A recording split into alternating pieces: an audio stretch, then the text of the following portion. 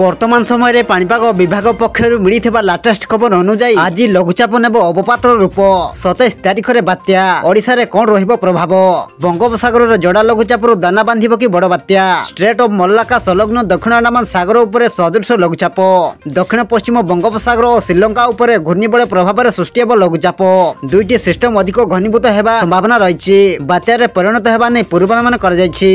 तेबे आसंतु पाणीपागर संपूर्ण खबर पर नजर पकाइबा बंगोपसागर में सृष्टि होइतिबा लघुचाप आज राति अवपातर रूप नेब किंतु 27 तारिख में सृष्टि हेब बात्या किंतु यार प्रभाव ओडिशा पर कौन रहिबो से नै भिडियो संपूर्ण अपडेट जानिबा किंतु ता पूर्वरु भिडियो को गोटे लाइक करंतु एवं भिडियोटी को आपण मानको सांगसाथी मानको अधिकरु अधिक मात्रा रे शेयर करंतु। जदि हम चैनल रे आपण प्रथम थर भिडियो देखुछंती ताहले एबे ही चैनल को सब्सक्राइब करी पाखरे थिबा बेल आइकन को प्रेस करी ऑल नोटिफिकेशन को ऑन कर रखंतु जहा द्वारा आगो को पाणीपाग संबंधी लाटेस्ट अपडेट आपण माने सर्वप्रथमे आम चैनल माध्यम रे पाई परिबे। सूचना अनुसार बात्या केउ आडे रहिबो संभाव्य बात्यार गतिपथ ता स्पष्ट होई नाही। स्ट्रेट ऑफ मल्लाका संलग्न दक्षिण अंडमान सागर उपर सक्रिय वेलमार्क लो प्रेशर घनीभूत होई आज डिप्रेशन रे परिणत हेबो परवर्ती 48 घंटा रे पश्चिम उत्तर पश्चिम दिगरे गति करी अधिक घनीभूत होई बात्यार रूप नेबो 27 तारिख बेलकु बात्या नै पूर्वानुमान करछि भारतीय पाणीपाग विभाग। बात्या सृष्टि हेले एहारो ना रहिबो सेन्यारो ECMWF गूगल मॉडल अनुसार श्रीलंका तटर संगठित घूर्णिबल अधिक प्रभावित रहिबा आकलन करा जाउछि।